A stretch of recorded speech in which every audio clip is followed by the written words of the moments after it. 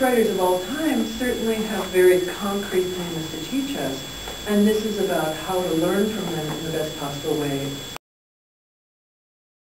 You read much more slowly and with much more attention to vocabulary, diction, word choices, because I think we come to believe that somehow the great classics have always existed. They've just always been there, but in fact, we need to remember all the time that someone actually wrote them. Someone sat there in front of the blank page, or more recently, the blinking computer cursor, and said, I need a word, I need a phrase, I need a sentence, I need to describe this thing, I need to write this section of dialogue, how do I do it? And the way that it's been done is about choices. Choices have been made. That is, every writer we can think of had to decide between word A and word B, between what detail to use to describe a character, what line of dialogue might best convey a situation. So it isn't as if these words sprang from nowhere. They were written by actual people.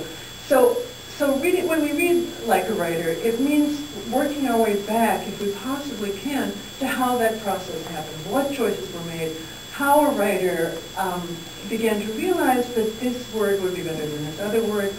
A lot of it is about the very simple, basic idea of how information is conveyed to the reader. How do you get information across? How do you make the reader understand? So, there are very obvious expository ways of writing. He was born in blah, blah, he lived in blah, blah, he was in blah, blah. And then there are more subtle ways in which it comes through the story, through the narrative, through dialogue, through detail, through gesture, which is how most great writing is done. So when we read this way, we look at a sentence, we look at a phrase, a paragraph, and say, okay, what's this telling us? And how did this writer make this choice to tell us this? And why is this moving us? And why is this interesting us? And how are we coming to think a certain thing about this character by what the character says, by what the character notices, by what we observe about the character? And again, all those things are about the choices the writer has made. So reading like a writer is about the slowing down. I mean, they used to call it, when I was in college, it was called close reading. It was the only kind of way in which literature was taught. And that is that same thing, word by word, line by line.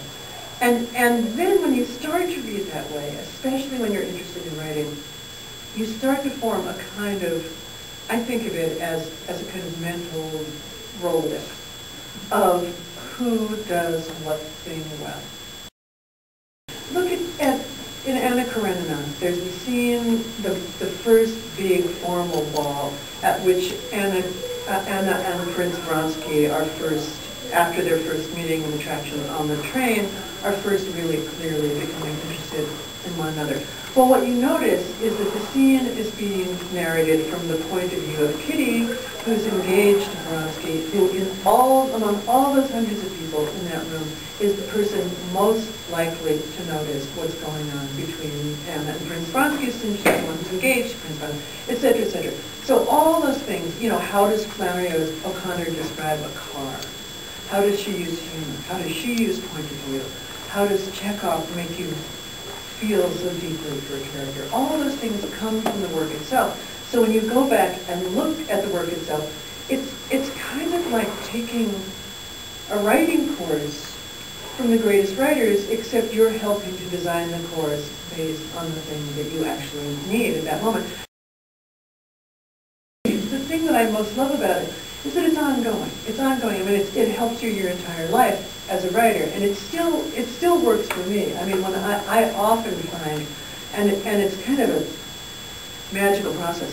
I often find when I'm teaching this way, or when I'm teaching for a whole semester, and I'm writing fiction at that point, that it often happens to me that I'll reach a point at which I'm stuck. I just can't figure out where to go, and how to do a certain scene, and how to do a certain.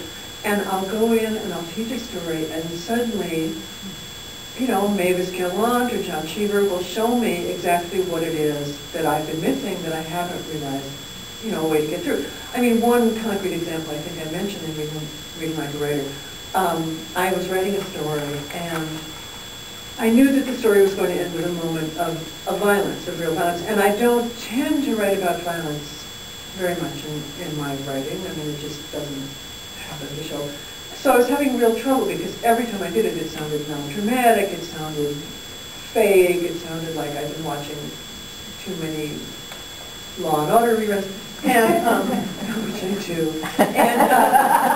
And so I thought, well, who's a great writer? Again, it's the same process. Who's a great writer about violence? And I thought of Isaac Babel, the great Russian writer. And I went and looked at the violent moments in his stories, and what I realized was that in almost every case, there was a moment or a sentence of incredible lyricism before the moment of violence. It just was, you know, and I hadn't noticed it before because I hadn't been looking for it before. The minute I noticed it, it was like a light went on, and I went back to my own story, and I just put in that one lyrical sentence I needed, and then the thing just you know, went from there. You're writing fiction, and yet writing a work of the imagination, and yet you're convincing the reader that what you're writing is true.